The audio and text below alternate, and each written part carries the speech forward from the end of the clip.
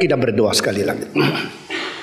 Bapa di dalam surga, kami berterima kasih untuk ajaran dan untuk kebenaran yang Tuhan karuniakan melalui wahyu Roh Kudus kepada para nabi dan para rasul. Kami berterima kasih ada bapak-bapak gereja yang menurunkan ajaran yang sejati sehingga sampai ujung bumi, sampai akhir zaman Tuhan berfirman kepada manusia melalui kitab suci dan pemberitaan firman. Kami berterima kasih setiap zaman Tuhan memanggil orang untuk mematuhkan diri, untuk taat kepada firman dan untuk berjalan di dalam pimpinan Roh-Mu yang kudus.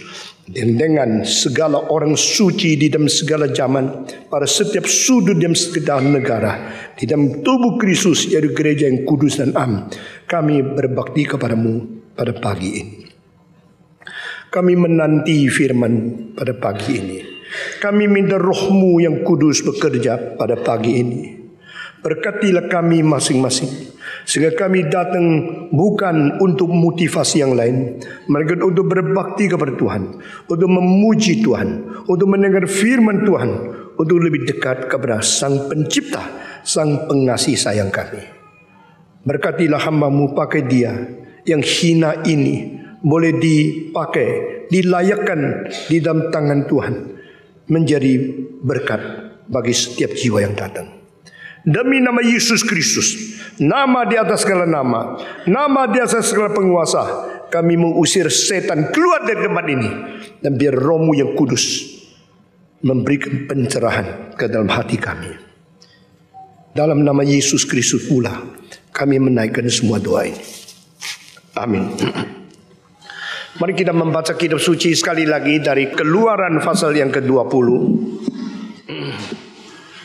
Kita akan membaca bersama-sama dari ayat yang keempat sampai dengan ayat yang ke-7. Jangan membuat bagimu patung yang menyerupai apapun yang ada di langit di atas, atau yang ada di bumi di bawah, atau yang ada di dalam air di bawah bumi. Jangan sujud menyembah kepadanya atau beribadah kepadanya, sebab aku Tuhan Allahmu adalah Allah yang cemburu, yang membalaskan kesalahan bapa kepada anak-anaknya, kepada keturunan yang ketiga dan keempat dari orang-orang yang membenci aku. Terlebih aku menunjukkan kasih setia kepada beribu-ribu orang, yaitu mereka yang mengasihi aku dan yang berpegang pada perintah-perintahku. Ayat 7 semua membaca. Jangan menyebut nama Tuhan Allahmu dengan sembarangan, sebab Tuhan akan memandang bersalah orang yang menyebut namanya dengan sembarangan. Sekali lagi, jangan menyebut nama Tuhan Allahmu dengan sembarangan, sebab Tuhan akan memandang bersalah orang yang menyebut namanya dengan sembarangan. Pembacaan kitab suci hari ini sampai di sini. Kita sudah berkali-kali berbicara tentang hukum yang kedua. Jangan membuat patung dan jangan menyembah atau melayaninya. Karena aku Allahmu adalah Allah yang cemburu. God of jealousy. Di dalam bahasa Tionghoa terjemahan cemburu, aku adalah yang iri kepada yang tidak benar. Iri kepada yang salah, yang sesat, yang jahat. Jadi Tuhan mempunyai sesuatu kesempitan, yaitu jalur tidak toleran kepada semua kejahatan yang dicampurkan ke dalam yang kebenaran. Tuhan tidak menginginkan pemalsuan atau kerusakan yang berada di dalam kebenaran. Itu sebab Allah tidak mungkin menerima penyembahan kepada segala patung, berhala, atau yang bersifat mencabangkan konsentrasi cinta kita dengan hati sebulat-bulatnya kepada Tuhan. Saudara-saudara sekalian, Allah yang sejati, Allah yang suci adalah Allah yang tidak memperbolehkan yang dicipta oleh Tuhan menurut peta dan teladan Tuhan membawa segala kehormatan dan kemuliaan untuk Allah yang lain. Dengan demikian dia memberikan peringatan dan memberikan sesuatu janji berkat untuk selama-lamanya yang disebut 1000 generasi arti sesungguhnya adalah hidup yang kekal. Aku memberikan hidup yang kekal bagi mereka yang mengenal dan mencintai saya. Saudara-saudara, hati kita kepada Tuhan yang konsentrasi, yang utuh, yang sungguh-sungguh dengan segenap tenagamu, sebulat hatimu, seluruh pikiranmu, dan sekuat tenagamu, engkau mencintai Tuhan. Tak mungkin Tuhan membiarkan orang cinta Dia terlantar. Tak mungkin Dia membiarkan kita dibuang, ditinggalkan. Dia akan terus memberkati kita dan memberikan hidup kekal sebagai janji yang terbesar. Dan janji yang terbesar ini hanya dimiliki di dalam Yesus Kristus. Yesus Kristus berkata, barang siapa yang mencintai saya, yaitu dia yang melakukan perintahku. Inilah satu fakta, satu realita, satu bukti bahwa cinta kepada Tuhan itu sungguh-sungguh. Jikalau cinta kepada Tuhan hanya ada di bibir, hanya ada di mulut, maka cinta itu cinta palsu adanya. Barang siapa membenci aku akan menuntut dosa dari bapaknya kepada 3-4 generasi. Berarti ada keturunanmu akan menjadi orang yang tidak cinta Tuhan, membenci Tuhan sama seperti kamu, dan akan mendapatkan hukuman atas dosa mereka masing-masing. Tapi bagi mereka yang mencintai Tuhan, ada janji 1000 generasi diberkati oleh Tuhan. Ini berarti hidup kekal diberikan kepada kita. Dan sesudah hukum kedua dibicarakan, hukum kedua adalah satu-satunya hukum di antara 10 hukum yang mengandung warning and promise. Nah, saudara-saudara, di dalam khotbah terakhir saya mengutip akan John Milton yang mengatakan satu hak menyembah itu telah direbut oleh setan untuk merugikan atau untuk mencabangkan, merugikan nama Tuhan, mencabangkan konsentrasi cinta manusia kepada Tuhan. John Milton lebih mengerti konsep ini daripada semua teolog di dalam zamannya.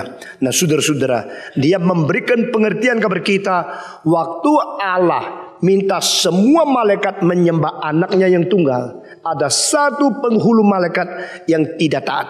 Bukan saja tidak taat, dia akhirnya melihat anak Allah yang disembah sujud oleh semua malaikat inkarnasi menjadi manusia. Langsung diambil kesempatan untuk minta anak Allah yang jadi manusia menyembah kepada dia. Jadi ini jelas sekali, dia ingin merebut hak Allah. Hak Allah yang paling penting, salah satu dalam relasi dengan manusia, yaitu Allah disembah sujud oleh manusia. Lalu setan ingin menjadi Allah. Kenapa? Dia ingin merebut hak disembah sujud oleh manusia. Maka pada waktu Yesus menjadi manusia, Alkitab mengatakan manusia dicipta sedikit lebih rendah dari malaikat. Dan Yesus menjadi manusia di dalam inkarnasi, dia sementara dijadikan lebih rendah sedikit daripada malaikat. Itu sebab malaikat, penghulu malaikat langsung caplok kesempatan ini. Sekarang engkau manusia kan, engkau akan diinkarnasi, engkau lebih rendah dari malaikat, menyembah aku. Tapi Yesus Kristus langsung menjawab dengan mengatakan, nyala engkau. Kristus tidak menyembah siapa, karena dia adalah Allah. Dia sementara menjadi manusia adalah dia sementara melalui inkarnasi bersalut dan berbalut dengan tubuh yang berdarah dan daging untuk memungkinkan diri dibunuh di atas kayu salib. Yesus Kristus menjadi daging, Yesus Kristus menjadi manusia, supaya dia memungkinkan diri menggenapi keselamatan, mengganti engkau dan saya menempuh kematian. Karena upah dosa itu adalah maut. Saudara-saudara sekalian, dengan demikian Kristus adalah Tuhan yang tidak berkompromi. Saudara, di dalam ajaran ini saudara perhatikan, jikalau engkau masih miskin, jangan lupa sementara miskin tidak perlu harus menyembah orang kaya. Kristus pada waktu menjadi manusia sementara lebih rendah daripada malaikat. Dia tidak karena dia adalah seorang manusia inkarnasi, maka dia boleh sembarangan menyembah sama yang lebih tinggi daripada dia untuk sementara. Dengan demikian ini semua pengajaran yang begitu penting Alkitab. Karena Kristus adalah Allah. Kristus kalau waktu menjadi manusia sementara lebih rendah, dia lupa hakikinya dia adalah Allah. Lalu dia sembarang bersujud kepada yang tidak patut disujud, dia menjual diri. Dia melupakan diri. Nah saat itu, satu kali dia berkompromi, dia selama-lamanya tidak berhak menjadi Tuhan gereja. Saat itu Kristus begitu peka, begitu sensitif, dan dia begitu langsung mengetahui kejahatan dari iblis. Dia menjawab, "Nyala engkau, pergi daripada aku. Engkau tidak layak disembah sujud. Saya hanyalah sementara lebih rendah, tapi hakikinya saya dari permulaan sebelum dunia diciptakan, aku telah mempunyai kemuliaan bersama dengan Bapa yang menciptakan langit dan bumi." Saudara-saudara, ini penting sekali. Dan kalau kita menyembah kepada Kristus yang sendirinya menyembah kepada setan, berarti kita bukan menyembah Kristus. Karena kita hanya melalui Kristus menyembah kepada setan, sekaligus ditipu oleh dia. Mempunyai kepekaan seperti itu mengakibatkan tidak bertanggung jawab langsung kepada Tuhan. Saudara-saudara sekalian, mengapakah di dalam perdagangan ada saingan yang keras dan ada yang untung besar, ada yang rugi besar? Karena apa? Yang untung besar ambil barang langsung dari sumber. Yang selalu rugi ambil barang daripada toko, jual lagi. Akhirnya untungnya sudah berapa kali diambil orang lain, sisanya dia sulit untung. Waktu mereka banding harga, dia cuma kemungkinan rugi besar saja. Kita datang kepada Tuhan dan kita mengetahui dia sumber yang pertama, dan di luar dia tidak ada lain otoritas, tidak ada lain substansi yang boleh mengganti dia. Nah saudara-saudara, maka selesai ini datanglah hukum yang ketiga. Hukum yang ketiga mengatakan, janganlah engkau menyebut nama Tuhan Allahmu dengan sembarangan. Jadi ini bukan berarti tidak boleh menyebut nama Tuhan, tetapi tidak boleh menyebut nama Tuhan Allah dengan sembarangan. Ya. Janganlah engkau berambisi, tidak. Janganlah engkau berambisi untuk dirimu. Kalau engkau mempunyai satu inspirasi, mempunyai sesuatu aspirasi yang besar, ingin kerjakan kerjaan besar, tidak apa-apa, asal jangan untuk dirimu. Jikalau untuk dirimu itu antropocentrik, itu egoisme. Stephen Tong mempunyai aspirasi besar tidak? Besar sekali. Jangan kira ini sudah selesai gedung ini, saya sudah rasa puas. Tidak. Gedung yang besar hanyalah anugerah Tuhan yang paling kecil untuk gereja. Anugerah Tuhan untuk gereja bukan gedung. Ini cuma tanah, ini cuma beton, ini cuma besi, ini cuma batu, ini cuma bangunan. Ini tidak akan mencapai kekekalan. Yang di sini duduk bisa masuk ke kekekalan. Gedung ini tidak bisa. Jadi gedung ini tidak penting. Gedung yang paling besar itu adalah anugerah Tuhan untuk gereja yang paling kecil. Yang lebih penting dari gedung adalah iman, firman, cinta kasih, kuasa Roh Kudus, mengerti akan kehendak Allah dan berpartisipasi di dalam rencana Allah yang kekal. Itu jauh lebih besar artinya daripada hanya sekadar memiliki gedung. Saudara-saudara, kita semua mengerti akan hal ini, baru kita boleh menjalankan kehendak Tuhan dan tidak terikat, terbelenggu, tertipu, terjerat oleh hal-hal yang sekunder untuk mengganti yang primer. Saudara-saudara, di sini Alkitab mengatakan jangan menyebut nama Allahmu, jangan menyebut Allah, menyebut Tuhanmu dengan sembarangan. Jadi istilah dengan sembarangan menjadi satu hal yang penting untuk mengerti seluruh ayat ini. Jangan engkau menyebut nama Tuhan dengan sembarangan. Apa sih artinya menyebut nama Tuhan dengan sembarangan? Siapa sih orangnya yang menyebut nama Tuhan dengan sembarangan? Mari kita mengerti apa artinya menyebut nama Tuhan dan menyebut nama Tuhan dengan baik. Dibedakan dari menyebut nama Tuhan dengan sembarangan. Di dalam khotbah nama Tuhan terus disebut. Apakah khotbah ini berarti melanggar hukum ini? Di dalam berkhotbah, di dalam berbicara, di dalam bergaul, kita sering mengatakan Tuhan, Allah. Istilah ini dipakai kapankah itu menjadi istilah yang disebut secara sembarangan? Kapankah itu disebut sebagai yang beres, yang berkenan di mata Tuhan. Saudara-saudara sekalian, saya percaya kebiasaan orang yang tidak takut kepada Tuhan dan tidak mengenal Tuhan, mereka secara sadar atau tidak sadar mungkin menjadi orang yang sembarangan menyebut nama Tuhan. Seorang rektor teologi saya mengatakan, jangan sembarangan bergaul dengan orang yang mulutnya buka mulut tutup mulut Tuhan, Tuhan. Hati-hati dengan orang seperti itu. Saya merenungkan kalimat itu, saya rasa benar. Orang yang selalu mengatakan Tuhan, Tuhan, mungkin orang yang paling tidak mengenal Tuhan. Pendeta yang paling banyak bicara tentang Roh Kudus ternyata adalah pendeta-pendeta yang tidak mengerti doktrin Roh Kudus. Lalu mereka mempersamakan Roh Kudus dengan beberapa macam gejala. Bahkan baptisan Roh Kudus disempitkan menjadi sesuatu gejala kalau engkau bisa berkarunia lidah. Itulah dibaptiskan Roh Kudus.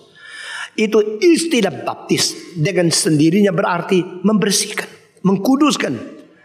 Masa engkau cuci baju artinya adalah baju dikasih warna-warna? Bukan, dibersihkan, disucikan. Maka baptisan Roh Kudus arti yang sesungguhnya adalah menjadikan orang itu orang kudus melalui kuasa Roh Kudus. Roh Kudus mengkuduskan seorang, membaptiskan seorang adalah membersihkan dia dari dosa, menjadikan dia suci. Tetapi pertobatan tidak ditekankan. Pembersihan jiwa, pikiran, hati dan kelakuan melalui pertobatan tidak dibicarakan. Lalu mengkaitkan baptisan Roh Kudus hanya dengan karunia lidah.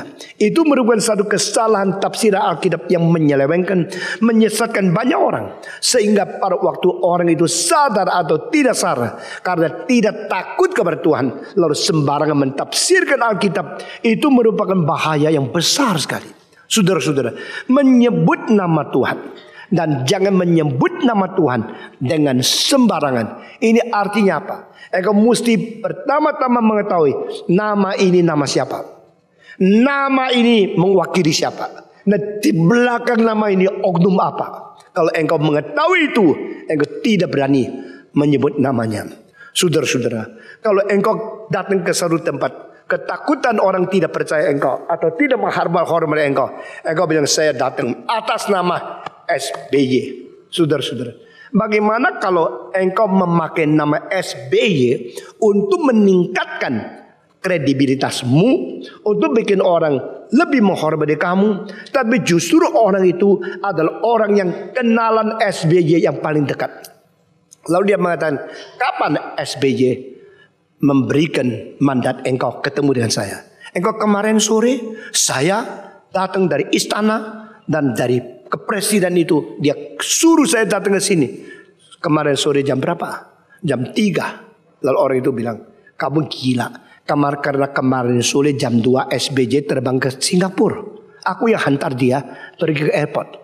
Kalau orang itu lebih kenal SBY daripada engkau, lalu engkau sembarang memakai nama itu, engkau langsung dipenjarakan. Jadi waktu engkau menyebut nama, belakang nama itu apa? Di dalam filsafat Konghucu, dia mengatakan ada satu teori yang penting namanya the right name theory. Filsafat nama yang benar.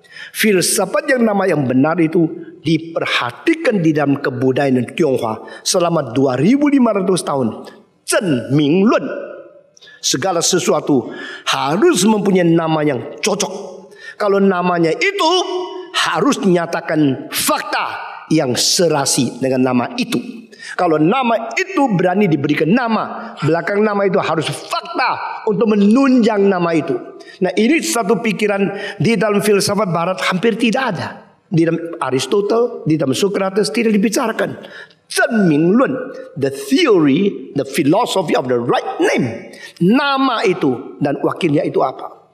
Satu kali saya mendengarkan seorang murid saya berkhotbah di dalam itu praktik khotbah. Waktu dia memberikan nama, namanya gede luar biasa. Lalu saya berkata, wah ini anak sudah bisa memikirkan sesuatu nama begitu profound, begitu mendalam. Lalu dia mengatakan, terkait dengan tema Roh Kudus dan pekerjaannya untuk menggerakkan kemauan manusia dan bagaimana mengarahkan kemauan manusia di dalam batinnya sedalam-dalamnya. Wah, saya hanya nama dari judul ini toh sudah tertarik luar biasa. Tadi waktu saya dengar khotbah, aduh, dak karu-karuan. Khotbahnya itu ambil sini, ambil sana, contoh dak karu-karuan, lalu bikin cerita-cerita yang sama sekali tidak ada hubungan. Lalu saya tanya dia, engkau kenapa pakai nama begitu besar? Dan isinya begini. Ya, saya lihat buku kok ada istilah yang bagus saya pakai. Lalu saya kait-kaitkan dak karu-karuan. Saya minta bisa. When you talk something, your name or your title must be compatible with your content. Kalau kontennya tidak sesuai dengan sebutan nama yang diberikan, itu menjadi tertawaan. Saudara-saudara, itulah sebabnya Tuhan menyatakan kepada kita sebagai anak-anak Tuhan harus mengerti makna apa artinya menyebut nama Tuhan. Kalau kita menyebut nama Tuhan dengan sembarangan, menyebut nama Tuhan dengan tidak bertanggung jawab, itu hanya membuktikan kita tidak kenal Dia, atau kita tidak berperasaan tanggung jawab kepada Dia, atau kita mempermainkan Tuhan demi keuntungan diri sendiri. Nah, saudara-saudara, orang yang memakai nama Tuhan itu mempunyai banyak motivasi yang tidak beres. Tetapi sekarang kita akan memikirkan di belakang nama Tuhan itu sebenarnya itu nama mengartikan apa? Di dalam nama itu ada fakta, ada tunjangan realita. Saudara-saudara, kenapa engkau lebih percaya kepada Rolex daripada percaya kepada Rico? Kenapa engkau beli Rolex? Engkau rasa percaya karena di belakang ROLEX ini ada filsafat daripada penemunya, penciptanya, namanya Waldorf. Waldorf pada tahun 1905 dia mengatakan, mengumumkan, kami akan bikin arloji dengan bahan yang terbaik di dunia, menjamin mutu tertinggi dunia dan tahan banting, tahan rusak dan ketangguhan yang tidak bisa dilawan oleh arloji yang lain. Pada waktu Mr. Waldorf mengumumkan ini, orang bilang, wah, ini pasti arloji yang mahal luar biasa, dan ini pasti luar biasa sulit bikinnya. Dan filsafat itu dipakai sampai sekarang. Ternyata arloji Rolex itu bisa pakai 80 tahun, 60 tahun, asal pada waktu yang cocok dibersihkan, dan dia akan jalan terus menerus dan tidak takut. Tahun 32 atau 34, saya lupa tangannya, seorang perempuan pakai arloji Rolex lalu berenang dari Inggris ke Perancis. Itu Dover Strait yang ombaknya besar. Perempuan yang berenang itu dengan pakai arloji terus diombakin, terus dijalan sampai di pantai Perancis. Waktu dia naik ke pantai, dilihat tetap tidak ada embun di dalam kaca, tetap tidak satu tetes air yang masuk. Dan mulai waktu itu nama Rolex menjadi terkenal luar biasa. Tahun 52 dengan explorer pertama, seorang Lord Hillary membawa Rolexnya naik ke Gunung Everest. Di atas Mount Everest yang tingginya 8.892 meter waktu itu. Sekarang turun sedikit. Bumi ini gerak-gerak, jadi ukuran setiap tahun sedikit beda. Waktu itu dia naik di top di situ, difoto dengan bendera Inggris. Saya lupa Inggris atau Australia. Setelah dia selesai turun, itu saudara semua lihat arloji Rolex tetap jalan dan tidak rusak, sehingga mulai seluruh dunia menganggap di Dover Strait, di Everest ini dua menyatakan dan menjamin istilah Rolex itu bisa dipercaya. Ini namanya nama. Di belakang nama itu ada fakta. Di belakang nama itu ada ketanggulan, ada kesuksesan, ada satu jaminan mutu. Itu namanya nama. Kenapa orang percaya kepada Omega? Omega pada waktu tahun 1959, nah saudara menyatakan dia membuat satu macam arloji namanya Speedmaster. Jadi bagaimana cepatnya engkau naik kapal terbang, naik roket atau naik apa saja, dia tahan goncangan dan jalan terus. Speedmaster itu dijual, orang tidak tahu. Tapi NASA dari Amerika diam-diam membeli 40 macam arloji yang paling mahal di dunia. Setelah dibeli, dicoba Dicoba kalau bawa ke bulan masih jalan tak? Waktu roket itu meluncur di angkasa itu 1 jam 50.000 kilometer.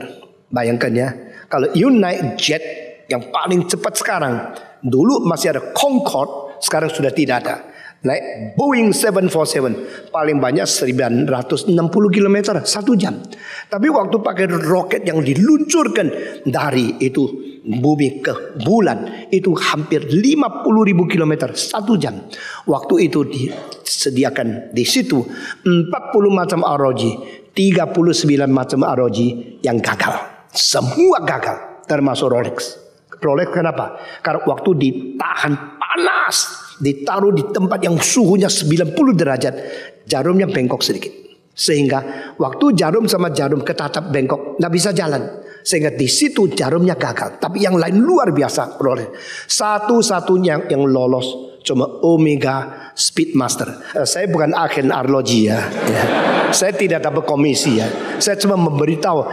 Akhirnya setelah itu dengan ROG mesti kembali kepada nama ya. Jadi setelah 18 ujian semua tempuh di bawah es jalan tak. Saya punya Nikon bawa ke Beijing di atas Pataling, musim dingin sekali, nggak mau cepret, nggak mau. Karena apa? Waktu dingin dalamnya ada minyak yang beku sehingga tidak lincah. Sampai turun ke kota Beijing baru jalan lagi. Ya, jadi quality is quality. Quality is not only a slogan. Itu betul-betul mutunya begitu. Saya memperhatikan ini. Lalu ditahan di bawah air, di air, di es, di panas, gencar, kecepatan yang tinggi sekali, dijatuhkan dengan kekuatan berapa, itu kena tanah, dia tetap jalan atau tidak. 18 macam ujian semua lewat, hanya satu yang lulus, Omega. NASA itu beli 40 macam ROG dan dia tidak pakai nama NASA. Dia coba beli dari Fortis, daripada Omega, daripada Rolex, daripada Titoni, semua dibeli dicoba dengan satu keadaan yang sangat fair, tidak ada nepotisme. Semua ujian itu dengan ketatnya luar biasa. Nah ini semangat barat ya. Kalau semangat timur, gua kong kali kong lu beli gua punya dong, supaya gua cuan dong. Sudah selesai turun, mereka beritahu kepada pabrik ROG Omega, congratulations, your watch Speedmaster is the best. We had examined with 18 very difficult situation, and you all pass. Now you are chosen to be the only one watch to be brought to the moon. Waduh, si Omega senangnya luar biasa. Lalu mulai hari itu mereka cap di belakang, the only watch in the mission of NASA on the moon. Sekarang orang nama ROG namanya apa? Moon Watch. ROG bulan. Nah saudara-saudara, ternyata pada Apollo ke-13 atau keberapa saya lupa, itu waktu mereka pulang semua alat dirusak. Jadi kapan kembali ke bumi? Itu berapa derajat, berapa cepat, speednya berapa. Mereka akhirnya pakai ROG Speedmaster itu untuk hitung dengan speedonya, dengan itu namanya kronografnya, kira-kira kapan sampai. Akhirnya tepat dengan ROG itu mereka pulang dari bulan. Pada waktu semua dial sudah rusak, ROG itu yang menghitung waktu sehingga mereka pulang tepat ke dunia. Tidak ada yang mati. ROG itu menjadi ternama sekali. Dari Rolex nama paling besar karena pernah lewat laut dan tidak rusak. Satu kali ROG karena kapal tenggelam 27 tahun di bawah laut agency di seberang Aceh. 27 tahun kemudian orang menemukan ROG itu lalu dibawa. Di luarnya banyak karang-karang dan karu-karuan. Tapi mereka bersihkan semua dengan ROG yang sudah 27 tahun di bawah tanah itu. Dibersihkan semua, jalan lagi. Wah ini 3 hal ya. 27 tahun di bawah laut tetap bisa jalan. Lewat laut kena ombak besar tetap tidak masuk air. Bukan saja nah di atas Everest detiknya tetap cocok. Nah ini menjadi nama besar Rolex diterima. Nama Omega diterima karena pernah ke bulan. Rolex belum ke bulan. Jadi itu satu-satu moon watch. Sehingga kalau nama ini sudah begitu besar, mereka mau jual Rolex gampang. mau jual ROG Omega gampang. Omega gagal pada tahun 70 sampai 80 setelah mereka membuat mass production, khususnya karena Cina memerlukan banyak Omega. Mereka mengizinkan ada satu versi khusus untuk Cina, lebih murah, banyak orang bisa beli karena orang Cina suka arloji Rolex. Akhirnya kegagalan itu mulai dari situ. Tahun 80 Omega rugi 100 juta dolar Amerika. Setelah rugi ini matilah. Waktu tahun 60-an Omega 1 tahun bikin 5 juta ROG dan Rolex cuma bikin 50.000. Sampai hari ini setiap tahun Patek Philippe cuma boleh bikin 20.000. Vacheron Constantin cuma bikin 12.000. Tapi yang palsu 20 juta yang dibikin. Nah saudara-saudara, nama ini begitu besar. Jadi orang begitu kalau mau beli ada kepercayaan. Kenapa ROG Swiss begitu mahal? Mahal karena apa? Bahannya kan murah. Kenapa ini mahal? Mahal bukan karena bahan. Mahal karena kepercayaan. Mahal karena apa? Karena mutu. Mahal karena apa? Karena sejarah. Mahal karena apa? Karena penemuan-penemuan dari inovasi manusia yang dicipta menurut peta dan teladan Allah, mempunyai kreativitas yang tidak bisa dilawan. Herannya, kenapa sama-sama merek yang asli 50.000 dolar, yang palsu 50.000? Indonesia. Ini bedanya 1000 kali. Kenapa? Kenapa Dausi tertanya, yaitu di belakang nama itu apa?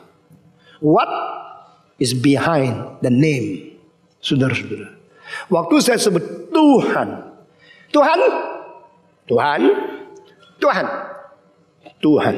lain, sama-sama berkhotbah, yang keluarkan mulut dengan kalimat yang sama, di belakangnya yang khotbah bobot apa?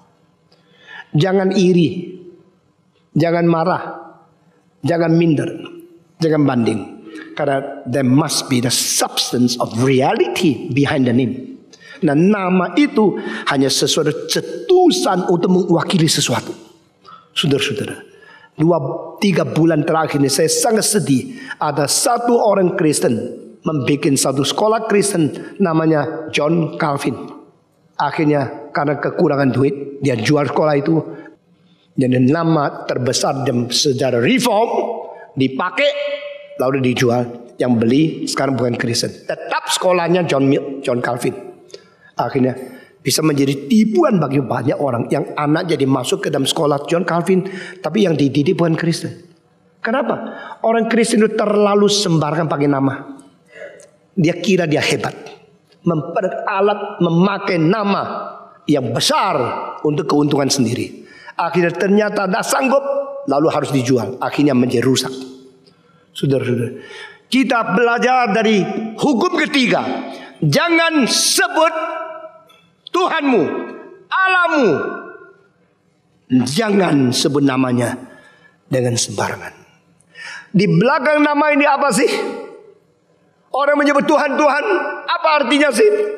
Yesus berkata, jangan kira mereka yang menyebut nama Tuhan pasti masuk ke dalam kerajaan Allah. Dengan sesungguhnya aku berkata kepadamu, jikalau mereka menyebut namaku, tidak tentu masuk ke surga. Karena pada waktu itu banyak orang akan aku beritahu kepada dia, engkau yang si jahat, engkau orang yang jahat, nyala daripadaku. Hanya mereka melakukan kehendak Allah masuk ke dalam kerajaan Tuhan Allah. Ini semua menyangkut nama. Nama itu penting sekali. Di belakang nama itu ada realita, ada substansi, ada dasar jaminan mutu yang tidak boleh dipermainkan. Di belakang istilah nama Allah itu adalah pribadi yang paling suci, baru kita sebut dia sebagai Allah. The most holiest one is the substance of the name God. Allah adalah pribadi yang paling suci. Allah ada nama dari pribadi yang paling adil. Allah ada nama daripada pribadi yang paling bajik. Allah ada nama daripada pribadi yang paling sempurna. Allah adalah nama daripada pribadi yang mutlak. Allah ada nama pribadi yang paling suci. Allah adalah nama pribadi yang paling benar.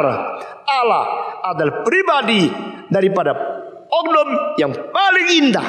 Allah adalah nama dari pribadi yang tertinggi, in the highest, di dalam tempat yang paling tinggi, yang paling tinggi, yang paling suci, yang paling adil, yang paling baik, yang paling benar, yang paling sejati, yang paling sempurna, yang paling mutlak. Itu namanya Allah. Jadi waktu engkau menyebut Allah, engkau harus sadar engkau sedang menyebut satu pribadi yang menentukan mati hidup manusia. Engkau sedang menyebut nama satu pribadi yang tertinggi, yang tersuci, teradil, terbaik, yang terkasih, yang terbajik, yang termurni, yang tersejati. Sehingga waktu engkau menyebut Allah, dibubuhi dengan perasaan tanggung jawab dan kesadaran penuh siapa yang engkau sedang menyebut. Engkau tidak boleh sembarang memakai nama Tuhan. Tetapi kenapakah kalau orang itu berani menyebut nama Allah dengan sembarangan? Adalah karena mereka tidak sadar siapa itu Allah, sehingga menyebut Allah. Allah di dalam kitab suci ada satu buku yang sama sekali tidak muncul nama Allah. Tidak ada nama Yehova, tidak ada nama Tuhan, tidak ada nama Allah, tidak ada nama Sang Pencipta, tidak ada Sang Penebus, tidak ada istilah sama sekali mengenai Tuhan Allah. Itu buku namanya buku Esther. Saudara-saudara, tetapi orang Kristen tidak sadar. Waktu engkau membaca buku Esther, engkau langsung melihat bagaimana cara tangan Tuhan menyelamatkan umatnya. Bagaimana cara Tuhan menyertai akan umat kaum pilihannya. Di dalam segala halaman, setiap huruf seolah ada tangan yang terus memimpin. Di dalam seluruh buku menceritakan tentang satu periode di dalam keadaan orang Israel dibuang dan dikuasai oleh Raja Persia, Xerxes. Saudara-saudara sekalian, itulah satu-satunya buku yang tidak pakai nama Allah, tetapi di dalamnya penuh dengan kuasa Allah. Orang Israel tidak akan membuang kitab itu keluar dari kitab suci hanya karena kitab suci bagian itu tidak mencantum nama Allah. Orang Israel tidak berani membuang ini buku apa? Tidak ada nama Allah. Ini buku ateis. Tidak. Mereka akan melihat dengan jelas di situ ada cap, di situ ada tanda yang tidak kelihatan. Tuhan memimpin seluruh Israel. Saudara-saudara sekalian, ini menjadi pengajaran kepada kita bahwa yang penting bukan nama sia-sia, tetapi realita itu lebih penting daripada nama. Saudara-saudara sekalian, di Switzerland saya ketemu dengan seorang namanya Bob Pierce. Bob Pierce adalah pendiri dari World Vision. World Vision didirikan oleh dia, dan Bob Pierce kawan baik dari Andrew G yang saya dari kecil kenal dan saya kerjasama dan mengajar di sekolah teologinya. Dia mengatakan, even though in the book of Esther there's no name of God mentioned even once, but di dalam beberapa huruf yang dikaitkan itu ada CHWH, Yahweh, yaitu Yehova. Itu muncul dengan urutan yang sangat menarik. Nah, ini seperti Bible code begitu ya. Nah, saudara-saudara, dari kita menemukan memang ada itu. Jadi nama Allah tersimpan di dalam satu buku yang tidak menyebut dia secara terang-terangan. Demikian ada dua macam orang Kristen. Semacam orang Kristen yang sebenarnya nama Allah, Tuhan pimpin saya, Roh Kudus gerakan saya. Ngomong buka mulut, tutup mulut, kehendak Tuhan, pimpinan Roh Kudus, nama Allah dan sebagainya. Ada semacam orang Kristen tidak sembarangan, tidak menyebut nama Allah di dalam keadaan tidak perlu kesempatan, tapi hidup dia menyatakan Tuhan dan kuasa Tuhan menyertai dia. Ini sangat berharga. Saudara-saudara sekalian, nama Allah ada nama dari pribadi yang tertinggi, tersuci, yang satu-satunya, yang sempurna, yang mutlak, yang bajik, yang adil. Segala yang paling menjadi dasar moralitas itu adalah dirinya subjektivitas Allah. Allah adalah subjektivitas dari kebenaran di dalam pribadi. The subjectivity of truth in person. The subjectivity of the holiness in person. the subjectivity of righteousness in person, the subjectivity of truth in person, the subjectivity of the perfect in person, the subjectivity of the absolute in person. Dia ada pribadi yang mutlak, yang tinggi, yang esa, yang tersempurna. Itu namanya Allah. Kalau engkau sudah mengerti sampai di sini, engkau tidak sembarangan, engkau tidak berani, tidak mungkin sembarangan menyebut nama Dia, karena nama Dia terlalu besar, terlalu mulia, sehingga tidak boleh engkau sembarang menyebut nama Dia. Satu hari saya dengar seorang penginjil perempuan dari lulusan Shanghai, yaitu Seminari Zhonghua di Tiongkok, namanya yaitu Chen Xiuyi. Dia waktu saya masih kecil, saya lihat ada gambaran-gambaran. Lalu ada seorang tua, saya langsung, ini mirip Allah. Orang Allah ya tua seperti gini. Dia ngomong sembarangan, langsung papanya pukul. Dia kaget. Lalu dia lihat papanya. Papa menjawab, tidak boleh sebut nama Tuhan dengan sembarangan.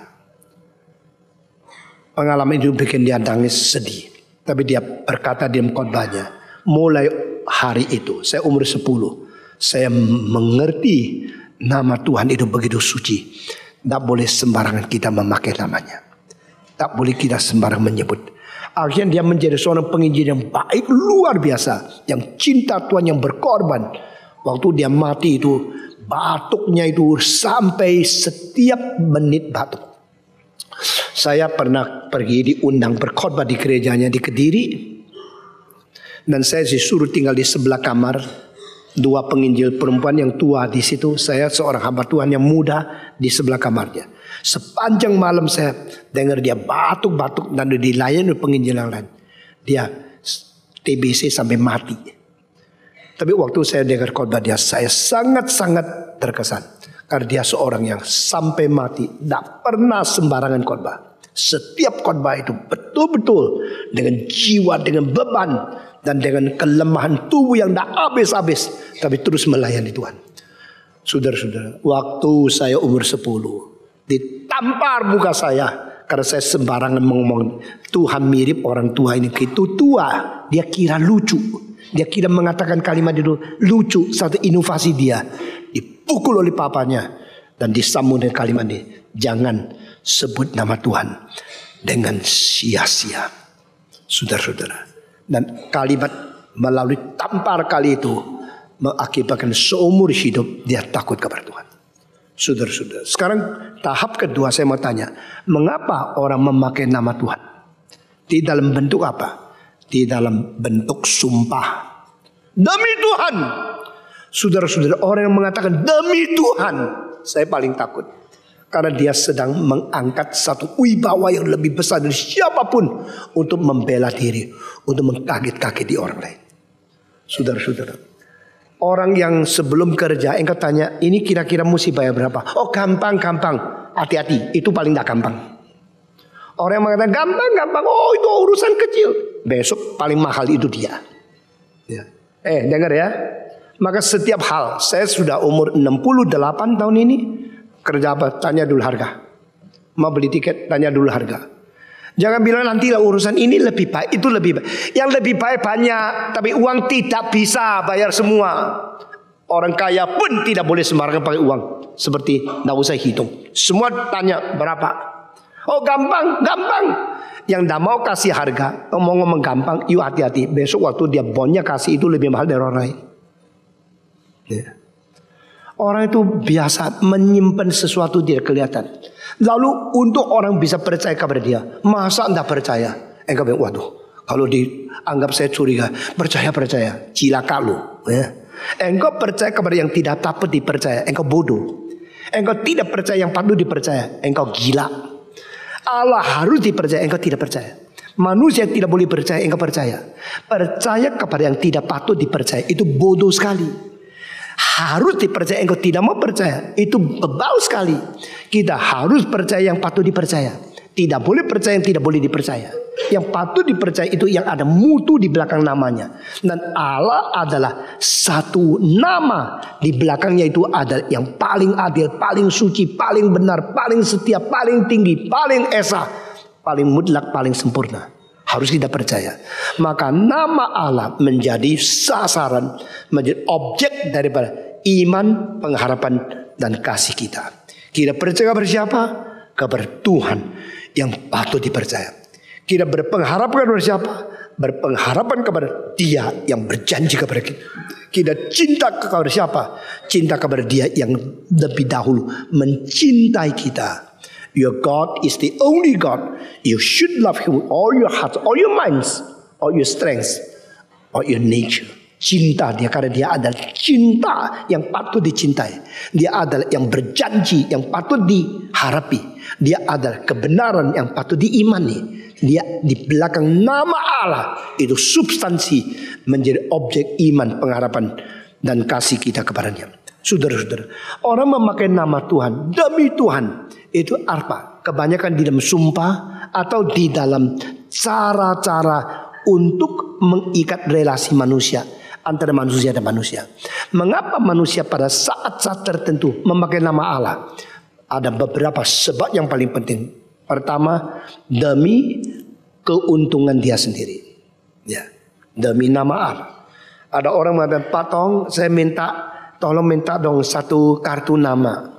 Nah, saudara-saudara, saya tidak pernah cetak kartu nama. Satu-satunya kali ada kakak saya di Hong Kong cetak untuk saya. Setelah selesai pakai, saya tidak pernah cetak lagi. Karena apa? Saya kalau cetak kartu nama, lalu kartu nama itu jatuh di tangan orang lain, apa digunakan saya tidak tahu. Tapi ada penipu yang pakai kartu nama pendeta yang saya kenal di Hong Kong, lalu mengatakan saya ada kawannya ini. Ini pendeta yang saya kenal baik. Namanya itu John Paul, doktor dari Chicago. Itu Deerfield, sekolah teologi. Wah, itu pendeta saya kenal. Lalu dia mengatakan saya teman dia. Saya datang ke Indonesia, dompet saya hilang, uang saya sudah tidak ada, saya mau pulang susah. Ini kawan saya. Saya pikir aduh, kawan dari Dr. John Paul yang saya begitu kagum kerja. Saya pinjami uang. Lalu tidak lama lagi orang lain bilang sama saya, ada orang yang dompet hilang, pakai nama John Paul pinjam uang sini sana. Oh, saya tahu ini penipu. Satu kali di Hong Kong, waktu saya naik lift, di tengah lift saya ketemu dia. Kamu yang temannya John Paul ya? Kamu ya? Banyak orang tuh lihat saya bicara sama dia. Mereka semua lihat dia saya. Kamu orang yang temannya John Paul. Oh, saya tidak kenal John Paul. Saya tidak kenal John Paul. Kamu yang ke Indonesia hilang dompet. Oh, enggak, saya tidak pernah ke Indonesia. Saya bilang kamu kok, kamu. Dia bilang enggak. Saya bilang kamu. Dia bilang enggak. Saya bilang kamu. Semua orang heboh melihat saya sama dia. Dan muka orang itu adalah materai pribadi. Tuhan cek materaimu ya gitu. Tidak bisa lu gini kemana-mana ya mukamu itu. Mukanya Benyamin ya Benyamin sudah. Ya, mukanya Amin ya Amin. Tidak bisa melarikan diri. Tuhan itu pinter sekali loh. Tuhan bukan cara bikin mukamu meterai. Tuhan bikin jarimu itu meterai loh. Ya, Tuhan bikin cara engkau jalan meterai. Suaramu meterai. Speaker itu kalau satu merek hampir sama suara. Banyak merek pun hampir suara. Tapi Tuhan bisa bikin suara 1 miliar orang, 10 miliar orang, semua beda. Herannya. Kalau orang ketuk pintu, siapa? Jawabnya, saya. Semua orang juga namanya saya. Adakah orang ketuk pintu? Siapa? Kamu. Tidak kan? Semua orang namanya saya. Tapi kenapa? Oh ya. Oh ya, tunggu sebentar ya. Lalu engkau pakai baju, sisir rambut, buka pintu. Karena saya datang. Semua saya diterima. Tidak bisa dong. Saya yang suaranya kayak gini. Nah, telinga tidak bisa membedakan suara. Nah, suara itu bisa menyatakan kepribadian. Karena apa? Tuhan mencipta berbeda sekali. Nah, saudara-saudara, orang yang saya bilang, kamu ya? Bilang tidak. Kamu ya? Dia tidak. Saya bilang, jangan tipu lagi. Kalau tidak, saya akan keraskan kepada engkau. Lalu saya keluar. Semua orang kira saya orang jahat. Di dalam lift marah-marah sama orang lain. Biarin aja. Itu orang kan belum kenal saya. Lalu saudara, satu kali lagi dia datang menipu lagi seorang di Hong Kong. Waktu dia menipu, orang itu pernah di rumah saya. Nah, orang itu kakak saya. Dan dia mengatakan, dia bilang, oh kamu pinjam uang ya? Oke, saya pergi pinjam karena saya sekarang tidak ada. Sebelah itu ada teman saya pinjam uang untuk bantu kamu. Lalu dia tunggu di situ, dipanggil polisi. Dia pergi panggil polisi, datang langsung ditangkap. Lutut disuruh minta ampun. Kamu sudah berapa kali? Adikku kena, orang lain kena. Kamu temannya John Paul kan? Ya. Dokter John Paul kan? Iya kan? dibawa ke polisi. Dia nangis berlutut. Saudara-saudara, itulah sebab jangan mengharap ada kartu nama dari saya. Ya. Saya tidak perlu kartu nama. Tetapi anak-anak muda yang ketakutan orang dah kenal suka bikin kartu nama. Ya.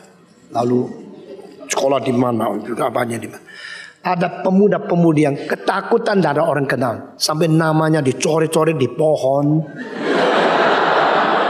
di batu, di tiang, di gua, lebih cilaka lagi di WC. Ya, engkau kalau pergi ke Selekta, pergi ke mana-mana, waduh, sebelum pulang itu di WC pun tulis nama. Namamu jadi nama bau. Kenapa begitu ya? Saudara-saudara sekalian, itu nama dipakai. Kenapa? Nama besar, nama orang terkenal, bikin diri dapat untung karena dipercaya. Nama yang paling banyak diperalat siapa? Nama Tuhan. Sumpah. Tuhan bilang jangan sumpah. Yang benar, bilang benar. Yang salah, bilang salah. Lebih daripada itu, kau sudah berbuat jahat. Saudara-saudara sekalian, di dalam sejarah Amerika 40 lebih presiden. Waktu mereka harus dilantik menjadi pemerintah, mereka diharuskan untuk sumpah. Dan sumpah biasanya kitab suci taruh di tangan, lalu dia berkata, demi nama Tuhan yang aku percaya, aku janji dengan rakyat, saya mau menjadi presiden yang baik. Semua presiden pegang satu kitab suci lalu bersumpah. Tetapi satu kali ada satu presiden pakai 2 kitab suci, sumpah. Akhirnya itu presiden paling jelek. Siapa? Richard Nixon. Waktu Nixon disumpah, dia pakai 2 kitab suci. Dan akhirnya dia harus turun dari takhta, kurang sedikit akan di-impeached. Karena apa? Tidak jujur. Apa gunanya engkau pakai nama Tuhan supaya orang percaya, tapi engkau sesungguhnya tidak takut kepada Tuhan? Apa gunanya engkau memakai nama yang tertinggi untuk membuat tinggi engkau, akhirnya engkau dibuang sama Tuhan? Saudara, jangan main-main. Allah tidak akan dipermainkan. Allah tidak boleh dipermainkan oleh manusia. Kalau engkau bersalah kepada manusia, pengampunan itu lebih gampang. Bersalah demi nama Tuhan, hukumannya lebih berat. Saudara-saudara sekalian, Konghucu mengatakan, kalau bersalah kepada langit, tidak ada yang bisa didoakan. Kalimat ini bagi saya secara teologis, di dalam konsep Konghucu tidak ada mediator. Tetapi di dalam tingkatan etika, dia mengatakan bersalah kepada Tuhan jauh lebih besar dosanya daripada bersalah kepada manusia. Kenapa sumpah? Kenapa pakai nama Tuhan dengan sembarangan? Karena ingin untung. Cilakalah jikalau kamu disebut pedagang Kristen. Ini orang Kristen, tapi dagangnya lebih jorok, lebih najis, lebih tidak etis, lebih rakus, lebih egois, dan lebih tidak sesuai dengan hukum dibanding orang bukan Kristen. Nama Tuhan dipermalukan oleh engkau. Saudara-saudara, lebih baik tidak terlalu kaya, tapi hidup kita suci dan nama Tuhan kita tidak dicela oleh orang. Kalau engkau cepat-cepat menjadi kaya, ingin menjadi lebih kaya dari orang lain, dan engkau mencela nama Tuhan, engkau mempermalukan nama Tuhan, maka biar engkau sendiri introspeksi dirimu dan minta Tuhan hajar kamu supaya engkau bertobat dan sungguh-sungguh kembali kepada Tuhan. Kenapa orang demi nama Tuhan? Kenapa orang bersumpah pakai nama Tuhan? Karena ingin menipu, saudara. Karena keuntungan, maka engkau sumpah, engkau sebut nama Tuhan yang sembarangan. Karena ingin menipu, kurang jujur, engkau pakai nama Tuhan. Kenapa engkau sumpah? Karena engkau mau menutup kesalahanmu. Demi Tuhan, bukan saya yang kerjakan, supaya orang percaya, maka engkau menutup kesalahan. Ini adalah motivasi ketiga. Mengapa sumpah? Memperalat nama Tuhan. Karena engkau berusaha untuk menutupi kesalahan, supaya orang lain tidak ketemu engkau punya kesalahan. Saudara-saudara, pertobatan bukan setelah ditemukan kesalahan baru ngaku. Pertobatan adalah sebelum ada orang sadar, engkau sadar sendiri engkau berdosa. Itu pertobatan. Kalau engkau bertobat setelah orang mengetahui, setelah orang menemukan, engkau tidak boleh tidak mengaku, itu bukan pertobatan. Di Alkitab kita melihat ada seorang namanya Agan. Agan itu mencuri sesuatu yang tidak boleh, tetapi dia simpan itu sehingga tidak orang tahu. Akhirnya Tuhan berkata melalui siapa? Yosua, cari itu orang yang mencuri. Karena dia mencuri mengakibatkan kita seluruh Israel dipermalukan, peperangan kita dikalahkan di hadapan satu kota yang kecil, kota Yeriko yang begitu besar. Sekarang manusia percaya Yeriko adalah kota paling tua di dalam sejarah. Dan Yeriko yang besar kotanya dihancurkan oleh Israel yang keliling 7 kali pada hari terakhir. Dan tiupan sangkakala Tuhan merobohkan kota itu. Tapi pada waktu mereka perang lagi di kota kecil yang nama kota Ai, kota kecil, akhirnya Israel dikalahkan. Lalu Yosua begitu sedih, nangis di hadapan Tuhan. Kenapa engkau mau tentaramu, bangsamu dipermalukan seperti ini? Bukankah namamu akan dicela di antara orang kafir? Tuhan berkata, di antara kamu ada seorang yang mencuri, tangkap dia. Maka mereka mengundi. Tak tahu siapa yang mencuri. Undi pertama kali dapat sukunya, kedua kali dapat marganya, ketiga kali dapat kampungnya, dapat orangnya, sampai ke-7 kali ketemu Agan. Tuhan menyatakan di dalam campur tangan undi itu sampai dia ditemukan. Dan waktu itu dia mengaku, memang saya sudah ngaku dosa, diampuni, dilempar batu sampai mati. Karena apa? Pengakuan dosa itu adalah setelah diketahui baru ngaku dosa. Saudara-saudara, seorang yang betul-betul mau bertobat harus sadar sebelum diketahui. Kalau engkau sudah ditemukan, sudah diketahui, baru terpaksa harus mengaku, sudah terlambat. Dan Tuhan itu bukan saja pengasih sayang, Tuhan juga pengadil yang mengadili seluruh dunia. Jangan bermain-main. Nama Tuhan tidak boleh dipermainkan. Engkau boleh memakai nama Tuhan sumpah untuk menutupi dosamu, tapi Tuhan berkata tidak. Saudara, satu hal yang harus kita mengetahui, setelah manusia berdosa Tuhan ampuni, tetapi dosa itu tetap dicatat di Alkitab. Ya. Supaya apa? Supaya segala zaman belajar bahwa Allah itu adil adanya. Kekristenan sudah dirusak oleh pendeta-pendeta yang hanya mengetahui cinta kasih Tuhan dan tidak memberitakan kesucian dan keadilan Tuhan. Daud berdosa tidak? Berdosa. Daud mengaku dosa tidak? Mengaku. Sudah mengaku dihapus, tidak boleh orang lain tahu. Tetap ditulis. Karena apa? Kesalahan seperti itu Tuhan mengampuni kamu, tapi dosamu mewakili sifat manusia yang harus dipelajari oleh seluruh manusia dan dicatat. Yang catat siapa? Yang catat diberi kekuatan oleh siapa? Yang catat mempunyai keberanian berdosa. Siapa berani mencatat kesalahan-kesalahan raja waktu raja itu masih hidup? Siapa berani mengutarakan perzinahan dari pembesar-pembesar pada waktu pembesar itu masih menjadi presiden, menjadi raja? Saudara-saudara sekalian, kenapa begitu? Karena semua yang mempunyai kuasa ingin namanya itu baik, tapi tidak menjalankan sesuatu hidup yang sesuai dengan nama baik.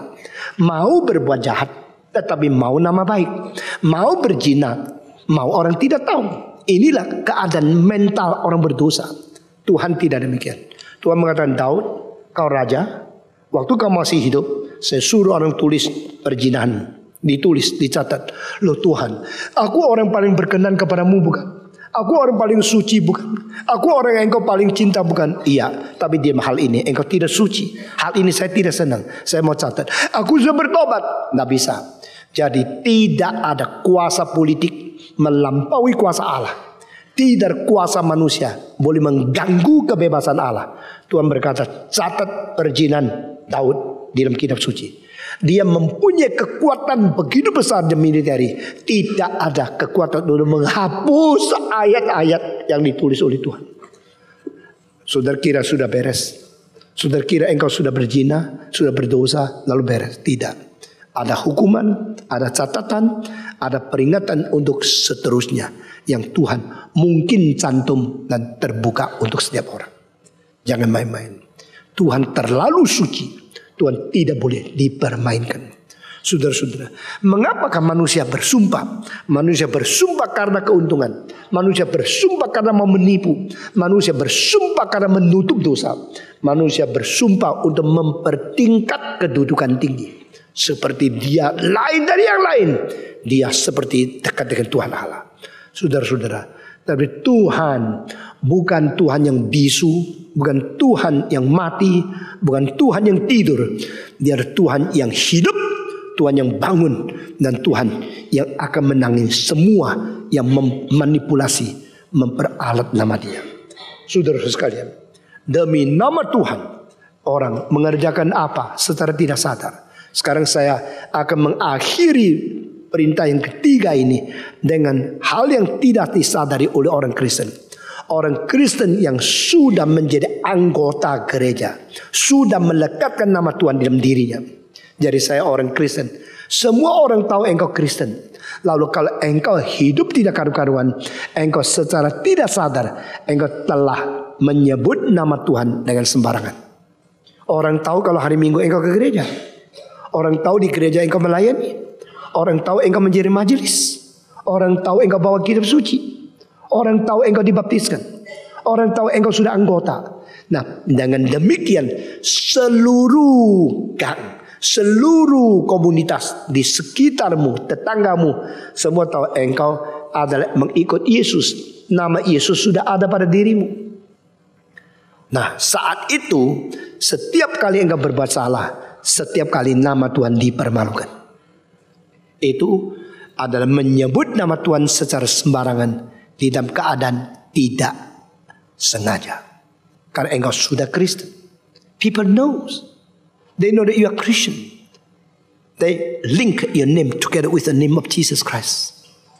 Dengan demikian, demi nama Tuhan, biar kita mempunyai kelakuan yang dipuji, mempunyai kebebasan yang diikat oleh kebenaran, mempunyai reputasi yang boleh mempermuliakan nama Tuhan.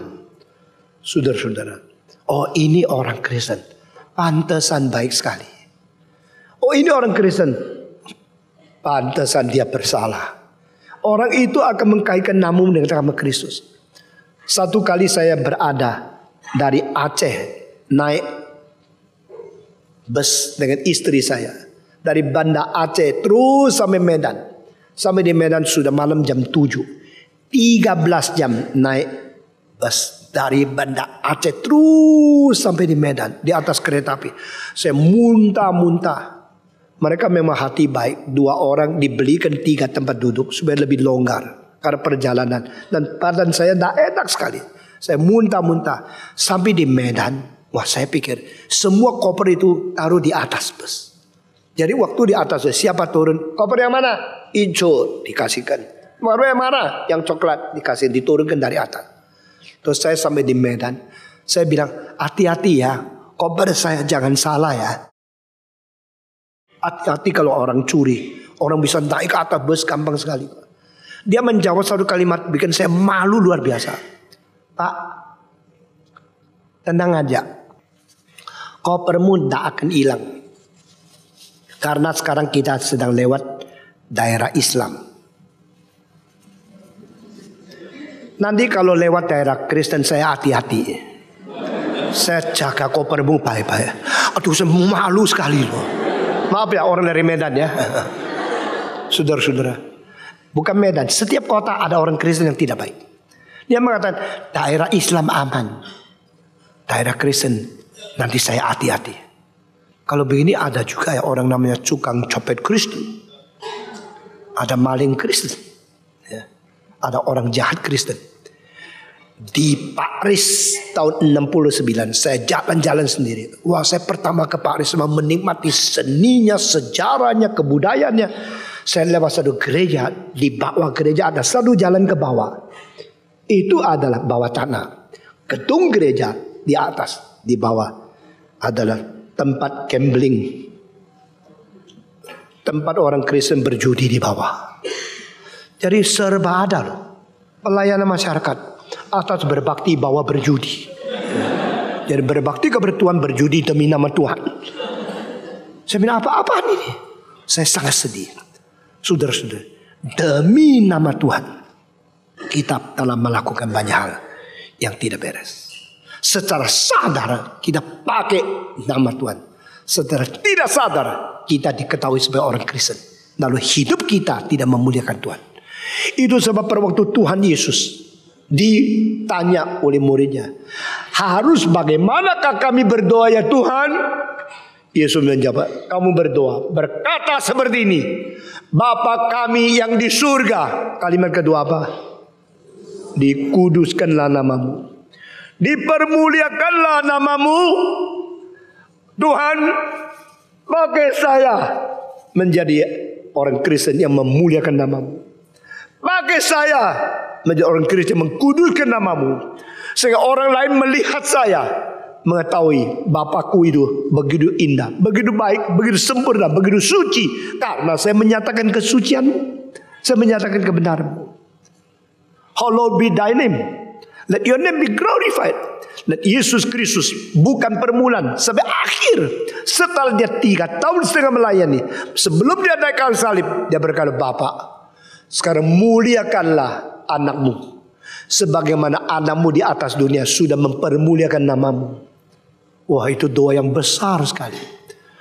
Saya harap sebelum saya mati, saya berani katakan, Tuhan, pelayanan pekerjaan yang kau percayakan kepadaku sudah aku lunaskan. Sekarang muliakanlah aku, sebagaimana seumur hidup aku sudah memuliakan namamu. Saudara, beberapa orang di luar negeri mengatakan, mestinya pemerintah Indonesia kasih engkau lencana yang besar, karena engkau bikin nama Indonesia sangat harum di luar negeri. Saya bilang tidak. Saya bilang Tuhan yang harus dipermuliakan, karena saya anak Tuhan. Saya mau tanya, melalui kehadiranmu, masyarakat bagaimana menilai gereja? Melalui etikamu, manusia bagaimana mempermuliakan Tuhan? Melalui pelayananmu, engkau bagaimana mewakili Tuhan? Tuhan berkata, jangan sebut nama saya dengan sembarangan. Aku akan tuntut. Aku tidak boleh dipermalukan. Kita harus dipermuliakan. Kita boleh pakai nama Tuhan untuk bikin satu persekutuan, bikin satu sekolah Kristen, bikin satu company Kristen. Seperti Kristen pasti lebih baik. Kalau engkau bilang bank Kristen, apakah bank Kristen lebih baik dari yang lain? Engkau dirikan sekolah Kristen, apakah sekolah Kristen lebih jujur dari yang lain? Di Jakarta ada satu sekolah Kristen 30 tahun yang lalu, kasih uang berapa, dapat gelar apa? Saya tidak sebut namanya. Saya tahu itu. Dan pendetanya pendeta yang brengsek sekali, sudah meninggal dunia. Dia kalau hidup sekarang umur kira-kira 97 atau 100. Dirikan sekolah yang tidak bisa lulus, yang tidak masuk, kasih uang, dia kasih ijazah, kasih gelar. Dia seorang doktor, dan dia seorang mempermainkan pendidikan, mempermainkan nama Tuhan, mempermainkan kekristenan karena nama uang. Jangan sebut namaku, Allahmu dengan sembarangan, karena aku Allah yang akan menuntut. Saya mengharap semua anggota Reform Injili, semua anggota gereja ini, di dalam iman kita, kelakuan kita, hidup kita, perdagangan kita, etika kita, perhubungan kita dengan manusia, betul-betul mempunyai perasaan takut kepada Tuhan, betul-betul menjaga etika kita sampai orang lain tidak mempermalukan nama Tuhan. Itu loh anggota Reform, pantesan tak karu-karuan, malu. Kalau orang ini loh orang Kristen, ini anggota Reform, pantesan sekolahnya pintar, kerjanya beres, pelayannya bagus, dan perdagangannya bersih. Biar kita mencapai mutu seperti Omega dipercaya, seperti Rolex dipercaya, seperti mutu-mutu daripada barang-barang yang bukan hanya nama saja. Di belakang nama ada substansi, ada realita yang mendukung sesungguhnya. Tuhan memberkati kita masing-masing. Mari kita berdoa. Bapa di dalam surga, kami berterima kasih. Kami berdoa untuk Kristen di seluruh dunia. Kami berdoa untuk setiap orang menyebut nama Tuhan, supaya mereka melakukan kehendak. Dan bukan hanya mulut mereka, bibir mereka dekat dengan Tuhan, tapi hidup kelakuan mereka boleh sungguh-sungguh menyatakan kemuliaan dan boleh memuliakan nama Tuhan di surga. Dengar doa kami ya Tuhan. Kami serahkan umat-Mu, serahkan gereja-Mu, serahkan seluruh dunia yang kenal Engkau ke dalam tangan Tuhan. Pimpin kami. Kami berdoa dalam nama Yesus Kristus, penebus dan juru selamat kami yang hidup. Amin.